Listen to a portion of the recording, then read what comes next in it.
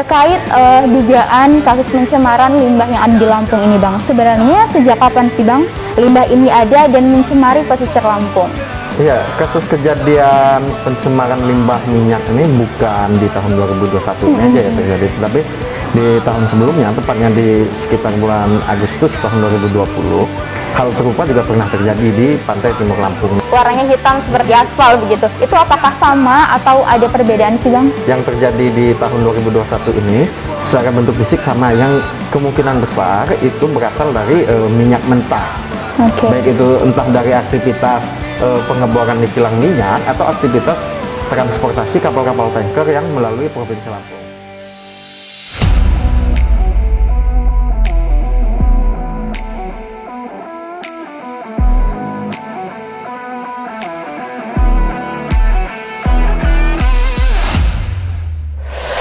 Assalamualaikum warahmatullahi wabarakatuh. Pemirsa, kembali lagi bersama saya Anissa Hidayati di Bicara Fakta. Dan tema kita kali ini membahas mengenai dugaan pencemaran lingkungan yang ada di Provinsi Lampung. Kasus dugaan pencemaran limbah di pesisir Teluk Lampung yang menyeruak sejak September 2021 lalu ini menjadi perbincangan di kalangan masyarakat Lampung. Namun, belum juga usai persoalan ini, kita baru-baru ini dipertontonkan kembali dengan kasus serupa. Lantas sebenarnya seperti apa sih pemerintah dalam menyikapi hal ini? Dan bagaimana dampaknya bagi masyarakat sekitar? Dan sudah sejauh mana respon pemerintah mengenai dugaan kasus ini? Oleh karena itu pemirsa, di studio telah hadir narasumber. Ini ada Bang Irfan Trimusri, Direktur Eksekutif Walhi Lampung ya Bang ya. Assalamualaikum Bang, apa kabar? Waalaikumsalam, alhamdulillah sehat. Alhamdulillah sehat. Sebelumnya makasih banyak nih Bang udah bersedia untuk hadir di sini, nanti sharing-sharing juga sama teman-teman gitu. Nah, gini nih Bang, terkait dugaan kasus pencemaran limbah yang ada di Lampung ini Bang. Sebenarnya sejak kapan sih Bang limbah ini ada dan mencemari pesisir Lampung? Iya, kasus kejadian pencemaran limbah minyak ini bukan di tahun 2021 ini aja ya terjadi, tetapi di tahun sebelumnya, tepatnya di sekitar bulan Agustus tahun 2020, hal serupa juga pernah terjadi di pantai timur Lampung. Namun memang berdasarkan kejadian yang di tahun lalu, ya tidak ada juga upaya penegakan hukum atau pengungkapan terhadap pelaku dari kasus ini gitu. Dan akhirnya di tahun 2021 ini di sekitar bulan September kemarin kita dipertontonkan hal serupa ya. Ada kejadian tumpahan minyak yang menurut warga-warga yang berada di lokasi terdampak ya berbentuk gumpalan berwarna hitam seperti aspal gitu ya.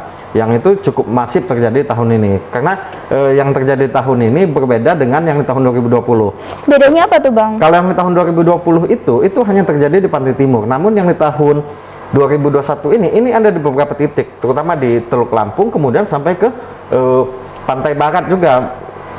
Selain Teluk Lampung, selain di pantai barat juga terjadi di Teluk Semaka di Kabupaten Tenggamus, yang artinya secara dampak yang terjadi di tahun ini jauh lebih masif daripada yang terjadi di tahun 2020. Oke, pencemarannya lebih luas gitu ya? Lebih luas wilayah terdampaknya.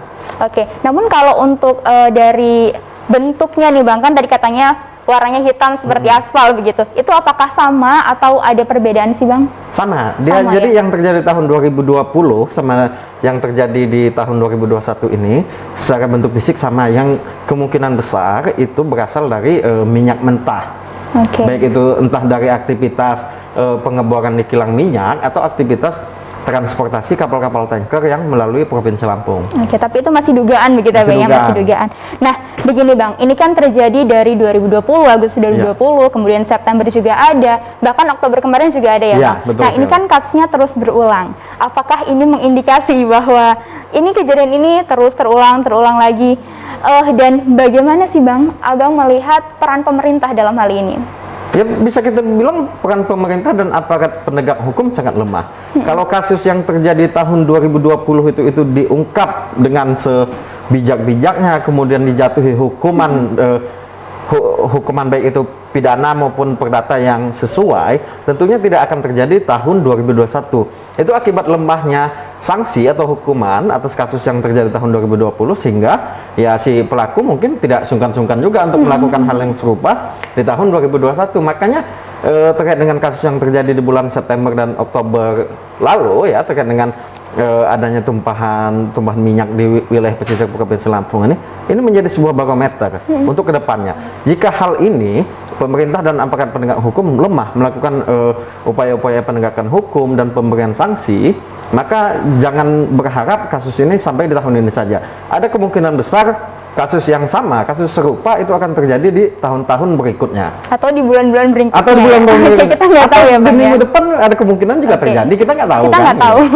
Tapi semoga nggak jadi ya Bang ya. Insya Allah.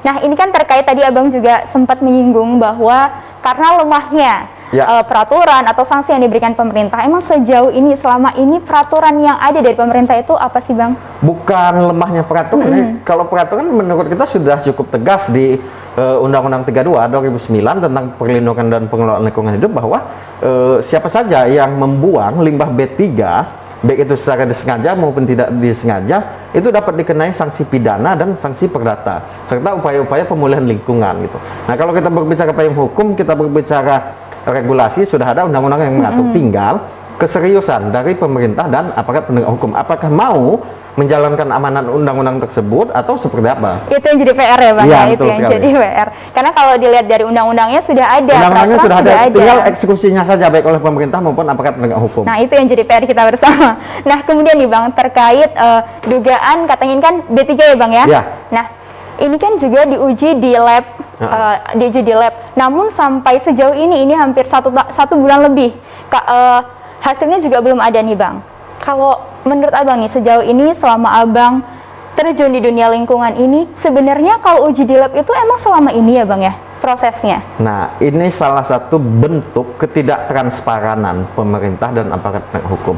Kalau kita berbicara uji lab itu tidak sampai memakan waktu 1 bulan lebih gitu untuk menemukan indikasi dia seberapa besar kandungan-kandungan atau daya cemarnya gitu. Seharusnya hasil uji lab itu sudah dipublikasikan baik oleh aparat penegak hukum maupun oleh pemerintah. Dalam hal ini waktu itu Dinas Lingkungan Hidup ya yang melakukan uji lab, katanya dilakukan uji lab oleh Dinas Lingkungan Hidup dan KLHK, dilakukan di lab milik KLHK, informasi waktu itu. Namun ini sudah 1 bulan lebih, kita tidak tahu seperti apa hasil uji labnya. Ini bentuk ketidaktransparan oleh pemerintah gitu. Seharusnya pemerintah transparan seberapa besar daya cemar gitu, dan kemudian juga di pihak kepolisian juga sudah sejauh mana upaya-upaya penyelidikan untuk mengetahui dari mana sumber limbah ini, siapa pelaku pencemaran ini gitu. Karena kalau kita berbicara minyak dan turunannya itu masuk kategori limbah B3, bahan beracun dan berbahaya. Oke, karena bentuk ketidaktransparansi itu tadi. Iya, betul. Nah, terkait ini nih Bang, ini kan juga selama ini belum ada hasilnya. Kemudian apa sih Bang dampak dari pencemaran limbah ini kepada masyarakat di sekitar pantai dan untuk para pariwisata atau para nelayan itu seperti apa Bang?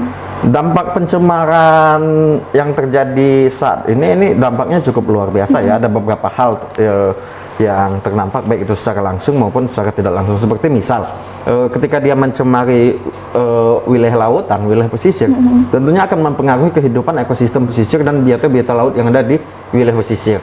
Kemudian juga dia berpengaruh terhadap kualitas air laut. Selain itu juga kan di sisi pariwisata, ketika gumpalan-gumpalan minyak ini dia mendarat ke wilayah pantai yang notabene menjadi tempat wisata, tentunya kan akan mengurangi estetika tempat wisata tersebut, sehingga daya tarik wisata menurun. Begitu juga terhadap kawan-kawan nelayan yang hari ini mencari ikan di wilayah laut gitu. Ketika lautnya tercemar, ketika ikannya mati, maka hasil-hasil tangkapan nelayan itu secara kualitas dan kuantitas juga otomatis menurun. Tentunya ini memiliki dampak yang luar biasa ya, bukan hanya secara lingkungan, namun secara ekonomi dan sosial juga memiliki dampak yang luar biasa.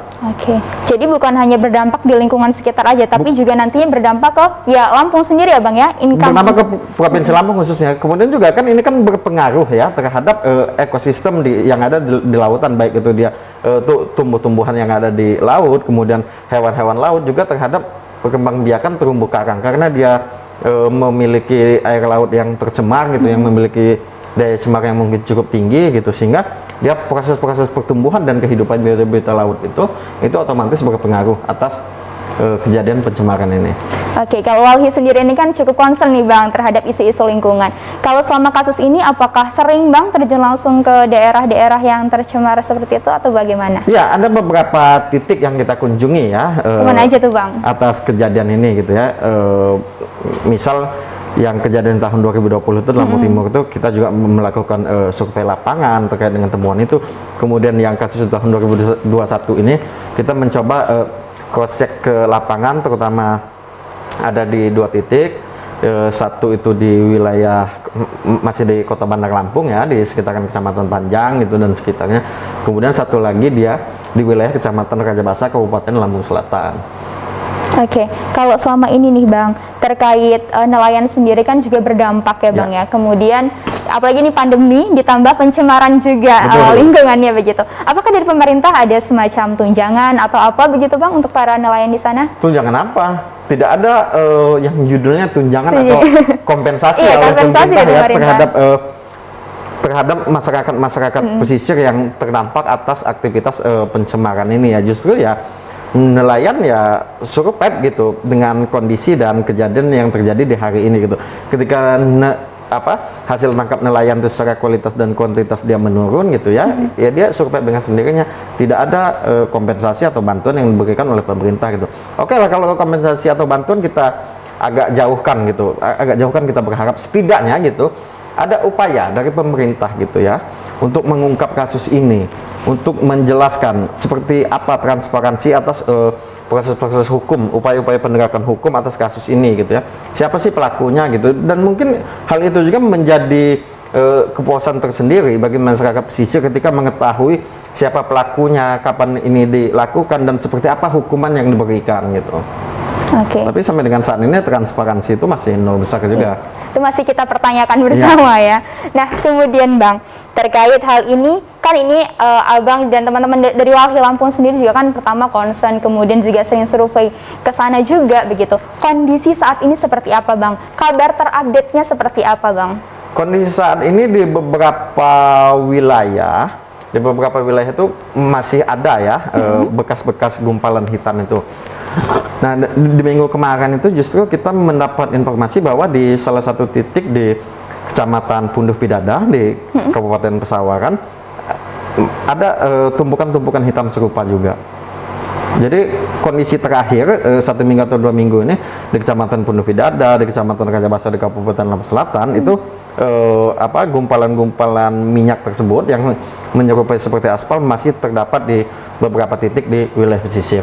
Iya, karena kan kalau misalkan dilihat dari pemberitaan nih Bang, itu banyak yang bilang katanya selama ini masih dalam proses pembersihan. Nah, ini buktinya masih ada ya Bang ya? Belum. Siapa yang melakukan pembersihan? Ini juga yang menjadi pertanyaan kita. Siapa yang melakukan pembersihan gitu kan? Apakah DLH secara langsung, pemerintah secara langsung, atau siapa gitu? Emang harusnya siapa sih Bang? Seharusnya yang melakukan pembersihan ya si pencemar ya. Si pencemar melakukan pembersihan serta melakukan upaya-upaya pemulihan lingkungan. Nah, masalahnya kan si pencemarnya belum ketemu nih Bang. Nah, oleh sebab itu seharusnya upaya-upaya penyelidikan, upaya-upaya penegakan hukum itu dilakukan secara cepat, secara serius. Karena menurut kita ya tidak sulit juga ketika kita ingin membreakdown ini limbah diduga dari minyak mentah. Siapa sih pelaku-pelaku usaha, baik itu misal kilang minyak, tambang minyak, ataupun dia perusahaan yang melakukan usaha-usaha pengiriman minyak mentah. Siapa saja yang melakukan kegiatan tersebut di Provinsi Lampung dan wilayah sekitarnya, itu menurut kita ya tidak banyak lah ya pelaku-pelaku usaha yang bergerak di bidang itu gitu.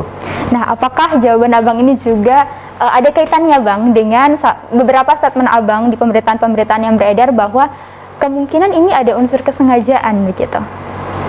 Bisa jadi ini unsur kesengajaan, karena kan ada beberapa hal yang bisa kita asumsikan ya, kenapa pencemaran yang terjadi. Misal pertama itu akibat kebocoran kilang minyak, kemudian kedua akibat tumpahan minyak dari kapal tanker, dan atau yang ketiga akibat aktivitas pencucian lambung kapal tanker. Nah, jadi 3 asumsi ini menurut kita ketiga asumsi ini asumsi yang tepat gitu untuk mengurut siapa sih sumber-sumber pelakunya gitu, karena tidak mungkin juga gitu kan aktivitas pencemaran yang terjadi saat ini, limbah yang ada saat ini dari aktivitas selain ketiga aktivitas tersebut, karena ini sifatnya minyak mentah loh gitu. Dan besar begitu ya Bang. Dan besar. masif dan luas terjadi di Provinsi Lampung. Nah, ini Bang, terkait ada 3 indikator yang tadi Abang sebutkan. Apakah ini juga salah satu indikasi kenapa Walhi bilang seperti itu? Mungkin sebelumnya, dulu-dulunya sudah pernah terjadi kasus serupa, Bang? Ya, di wilayah lain ya, seperti misal kita ambil contoh kasus yang terjadi di provinsi lain, seperti kasus yang terjadi di DKI Jakarta, Kepulauan Seribu, dan di Kalimantan Timur dan Jawa Barat kalau tidak salah, itu akibat kebocoran pipa kilang minyak milik Pertamina. Kapan itu Bang kasusnya? Itu rentang tahun 2018 sampai dengan rentang tahun 2020 gitu. Oke, ada kasus serupa ya? Ada kasus serupa. Bahkan ketika kasus yang terjadi di Pantai Timur di tahun 2020, itu bersamaan dengan terjadinya kebocoran pipa kilang minyak milik Pertamina di wilayah DKI Jakarta waktu itu.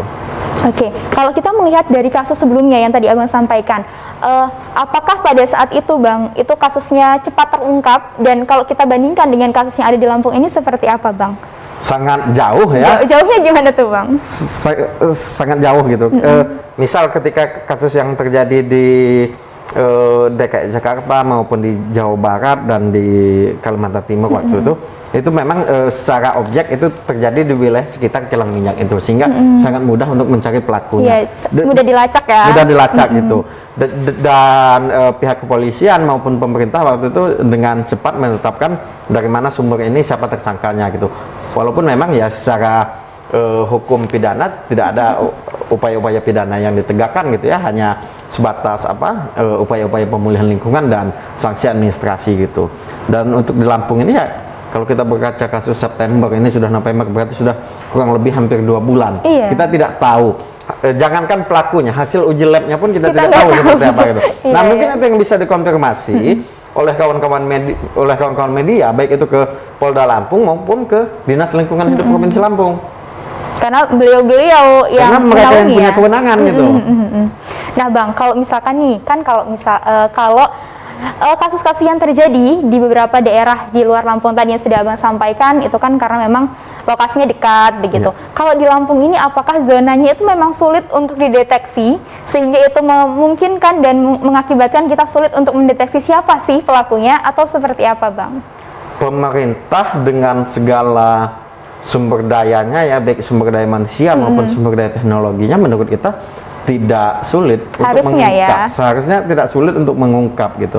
Kalau misal dia dari aktivitas kapal tanker gitu ya, misal dia dari aktivitas kapal tanker sumbernya, pemerintah kan mempunyai sistem untuk melacak selama 1 bulan itu kapal apa saja yang melewati Provinsi Lampung. Dari sekian kapal itu, kapal tanker itu ada berapa gitu. Ada daftarnya ya? Karena kan kalau kita menghitung kapal yang lewat di Provinsi Lampung, tidak sebanyak kendaraan roda 4 atau roda 2 yang melintas di jalan-jalan protokol perkotaan gitu kan.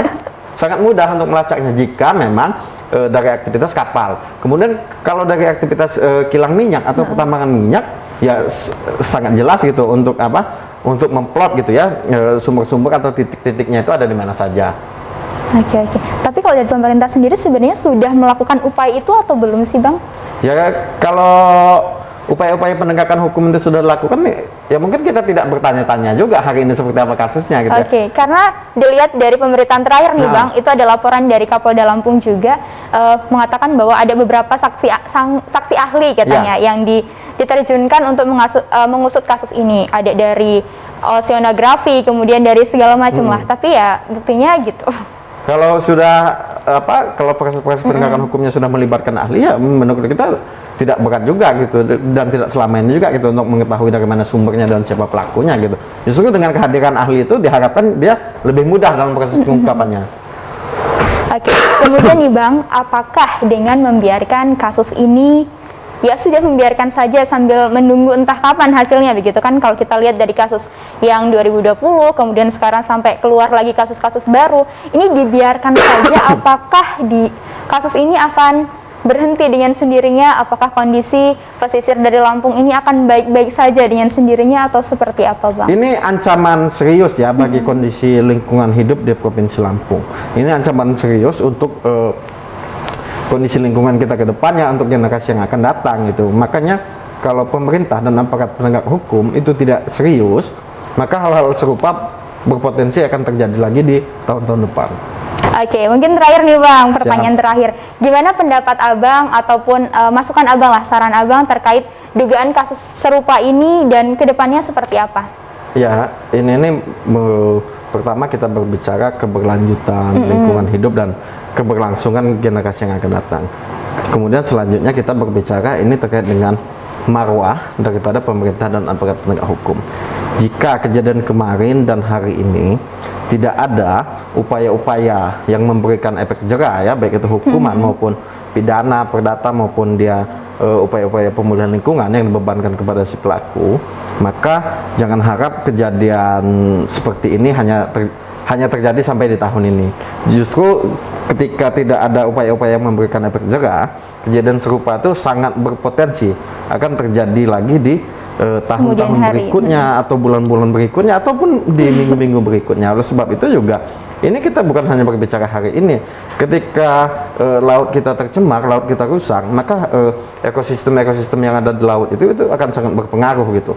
Selain itu juga akan sangat berdampak terhadap kehidupan masyarakat pesisir, baik itu yang menggantungkan hidupnya di sektor perikanan gitu kan, kawan-kawan nelayan, maupun terkait dengan aktivitas-aktivitas wisata yang ada di Provinsi Lampung. Jadi omong kosong juga ketika pemerintah Provinsi Lampung menggaungkan ayo wisata ke Lampung, ayo berwisata di wilayah pesisir Lampung, jika di Provinsi Lampung sendiri ada pencemaran dan pelaku pencemarannya dibiarkan begitu saja.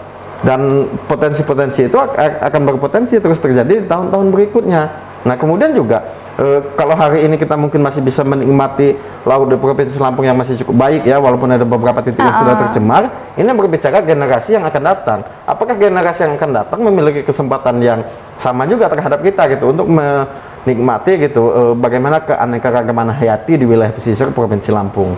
Oke, jadi memang dampaknya banyak ya Bang ya, ke semua lini ya Bang ya? Dampaknya itu ke semua lini dan bukan hanya berdampak terhadap tahun ini, tapi juga terhadap tahun-tahun yang akan datang. Oke, udah cukup Bang atau ada terakhir ingin disampaikan? Silakan.